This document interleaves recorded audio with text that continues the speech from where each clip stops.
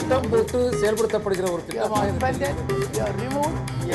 சூழலை உருவாக்குவதற்காக முடிவெடுப்பது என்று வரும்போது ஆட்சி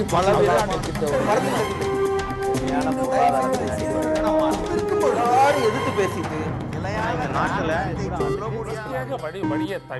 மக்கள் தங்களுடைய பங்களிப்பை இதில் ஒரு முக்கியமான விஷயம் என்ன பார்த்தீங்கன்னா, சேது சமுத்திர திட்டத்தில் எப்படி ஆரம்ப காலத்தில் அதிமுகவும் மதிமுகவும் ஆதரவாக இருந்தன, அதுக்கு பின்னால் பின்வாங்கி விட்டனர் என்பது போல் கெயில் ப்ராஜெக்டும் சரி, மீத்தேன் ப்ராஜெக்டும் சரி, ஆரம்ப காலத்தில் டிஆர் பாலு அதற்கு ஆதரவாக இருந்திருக்கிறார், அதுக்காக பேசியிருக்கிறார், அவர் ஒப்புதலும் அளித்திருக்கிறது என்பது இருக்கிறது.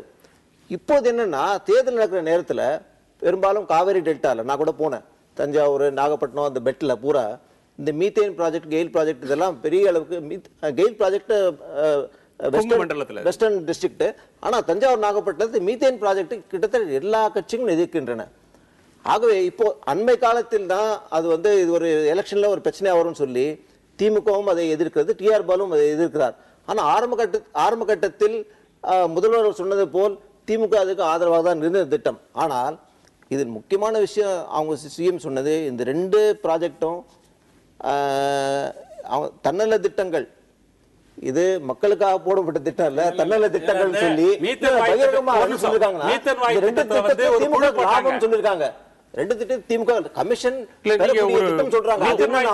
ஒரு குழு ஒண்ணு போட்டுச்சு, அந்த குழு கிட்டத்தட்ட 6 மாதம் ஆகுது, இது வரைக்கும் இந்த அறிக்கையும் கொடுக்கல.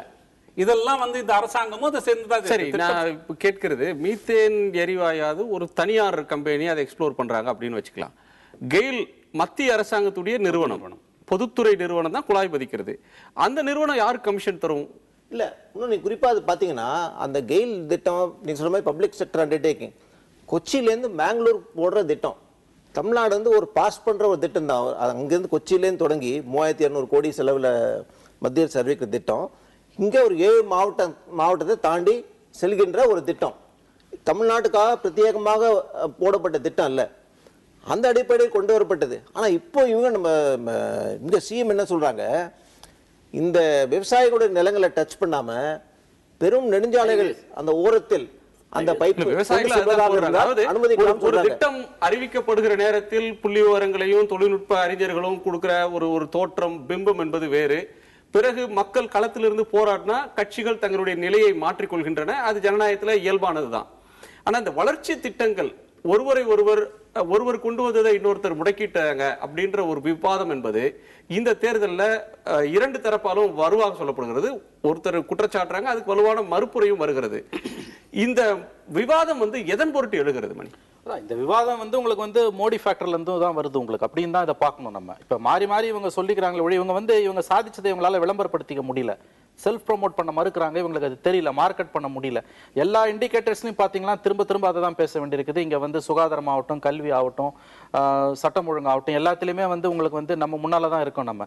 இப்போ அப்படி பார்த்தீங்கன்னா இப்போ இந்த கடந்த பட்ஜெட்டில் குஜராத்தில் உங்களுக்கு அந்த சுகாதாரத்திற்கான ஒதுக்கீடு என்பது 0.77% தான் சொல்கிறாங்க. ஆனால் நம்ம தமிழ்நாட்டில் பார்த்தீங்கன்னா அதை விட அதிகமாக இருக்கிறது. அதே மாதிரி இந்த குழந்தை பேரு மருத்துவத்தில் வரக்கூடிய அந்த பேறுகால பெண்களுக்கான அந்த பலன்கள், அவங்க பிறப்பு விகிதம், இது எல்லாத்திலுமே நம்ம முன்னாலதான் வந்துகிட்டு இருக்கோம். இல்ல அதற்கு மறுப்புரைப்பதற்கோ இதெல்லாம் நீங்க ஒரு புள்ளிவிவரத்தின் அடிப்படையில் பேசினாலும் பாஜக தரப்புல இல்ல. கரெக்ட். ஆனா நாம் இத வேறு வகையாக கூட இது பார்க்கலாம் இல்லையா? ஒரு வளர்ச்சி திட்டம் அப்படின்னு வர்ற விஷயங்கள் தேர்தல் நேரத்துல வெறும் கோஷங்கள், அதற்கு பதிலாக இந்த திட்டம் செயல்படுத்தப்பட்டது, இந்த திட்டம் முடக்கப்பட்டிருக்கிறது அப்படின்ற போக்குல தேர்தல் பிரச்சாரம் போகிறதே ஒரு ஆரோக்கியமான விஷயம். ஆரோக்கியமானதுதான், அதுல மாற்று கருத்து கிடையாது. ஆனா அது தாண்டி என்னன்னு பார்க்கணும் இல்லையா? நம்ம அந்த அளவுக்கு மோதிக்கிற லெவலுக்கு இங்க ஒன்னும் பெரிய லெவல்ல வளர்ச்சி திட்டங்களை பாதிப்பு இல்லைன்றதுதான் என்னோட ஆர்குமெண்ட். நீங்க சொல்றது அது ஒரு ஆரோக்கியமான விவாதம் தான். தனி மனித விமர்சனங்களை தாண்டி உங்களுக்கு ஒரு விவாதமே உங்களுக்கு வளர்ச்சியின் பார்ப்பட்ட ஒரு விவாதங்கள் மேல் எழுவது என்பது ஆரோக்கியமானது, அதுல மாற்று கருத்துக்கு இடமே இல்லை. பட் அது அந்த அளவுக்கு மோதிக்கிற லெவலுக்கு கீழே பெரிய லெவல்ல 2 பேருமே டேமேஜ் பண்ணாதப்ப ஏன் மோதுறாங்கன்றதுதான் ஆச்சரியமா இருக்குது. ஒரு சேது சமுத்திர திட்டத்தை மட்டுமே வச்சோ அல்லது ஒரு அண்ணா நூலகத்தை மட்டுமே வச்சோ மோதிரத்துக்கு அதுல ஒன்றும் பெருசா இல்லைன்றதான் என்னுடைய கருத்தா இருக்குது. ஆக்சுவலி இந்த பெரிய திட்டங்கள் நீங்க பாத்தீங்கன்னா ஆரம்ப காலத்துல மெட்ரோ ரயில் திட்டம் அனௌன்ஸ் பண்ண பிற்பாடு இப்போ அதிமுகலேருந்து மெட்ரோ ரயில் திட்டத்தை காட்டிலும் மோனோ ரயில் பெட்டர் அப்படின்னு சொன்னாங்க. ஆனால் மெட்ரோ ரயில் கிட்டத்தட்ட பூர்த்தியாகின்ற நிலையில் அதை அடிஷ்னலாக கொண்டு வந்தாங்க. அதாவது மெட்ரோ ரயிலுக்கு எதிராக மோனோ இந்த ரயில் திட்டத்தை வராமல் ஒண்ணு அவங்க வந்து நிறுத்தி additional வைக்கலையே. கொண்டு அதிமுக அரசு வந்து இதுல வந்து உலக பிரச்சனை வங்கியோட உதவி பிரச்சனை எங்க நிறுத்தி வருதுன்னா, வைக்க முடியாது.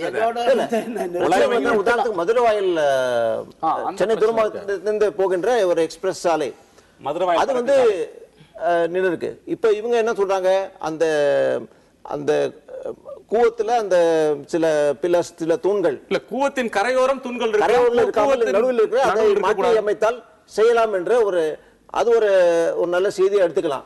அந்த வகையில் மாற்றி அமைத்தால் அல்லது சிறு திருத்தங்கள் செய்யலாம். சேத்து சமுதிர திட்டமே ஆரம்ப காலத்தில் என்ன பாஜகவும் என்ன சொன்னதுன்னா, அதிமுக என்ன சொன்னதுன்னா, அந்த கெனால் ரூட்டை மாற்றி அந்த ராமர் சேத்து என்கின்ற அந்த பாலத்தை அந்த ரூட்டில் செல்லாமல் அது இந்து மக்களுடைய இல்ல இந்த பிரச்சனை வந்து வேறு வகையாக போய்விடும். சேது சமுத்திர திட்டம் வந்து 2 காரணங்களால் எதிர்க்கப்படுகிறது. ஒன்று மத அடிப்படைவாத காரணங்களை முன்வைத்து எழுகிறது, புராதன சின்னம் கோயில் அப்படின்ற ஒரு இதுல.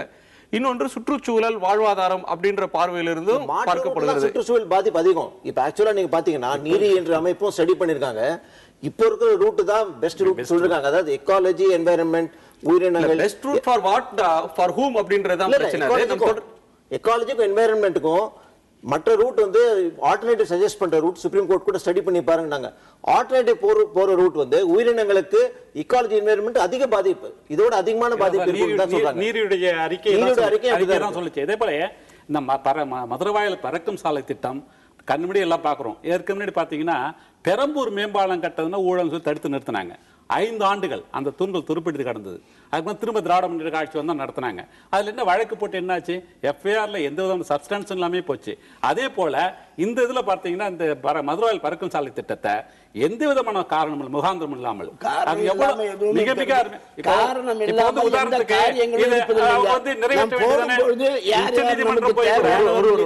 உச்ச நீதிமன்றம் போயிருக்காங்க, தடை கொடுக்கல. ஏன்னா உயர்நீதிமன்றம் அதுக்கு வேலையை தொடங்க சொல்லிடுச்சு. உயர்நீதிமன்ற வல்லுநர் குழு அறிக்கையை படித்து பார்த்தா சொல்லிடுறாங்க இது சரியான பாதை என்று. ஆனால் அரசியல் காரணத்திற்காக இப்படிப்பட்ட ஒரு பெரிய திட்டம் முடக்கப்பட்டிருக்கிறது. அதே போல சாலைகள், திராவிட முன்னேற்ற எங்க பார்த்தாலும் சாலைகள் இருந்தது. இப்பெல்லாம் வந்து அந்த சாலைகள்ல என்ன டெவலப்மெண்ட் ஆச்சுன்னு தெரியல. இப்படி இல்ல அதுக்கு பராமரிப்பே இல்ல. சாலைகள் வந்து பாத்தீங்கன்னா முதலமைச்சர் வந்து பிரச்சாரத்துக்கு வந்தா சாலைகள் போடப்படுகிறது. இதான் நிலைமை. ஒரு சிறிய இடைவேளைக்கு பிறகு விவாதிக்கலாம். ஒரு சிறிய இடைவேளைக்கு பிறகு நேர்பட பேசு தொடரும். போட்டு செயல்படுத்தப்படுகிற ஒரு திட்டமாக சூழலை உருவாக்குவதற்காக முடிவெடுப்பது என்று வரும்போது ஆட்சி பல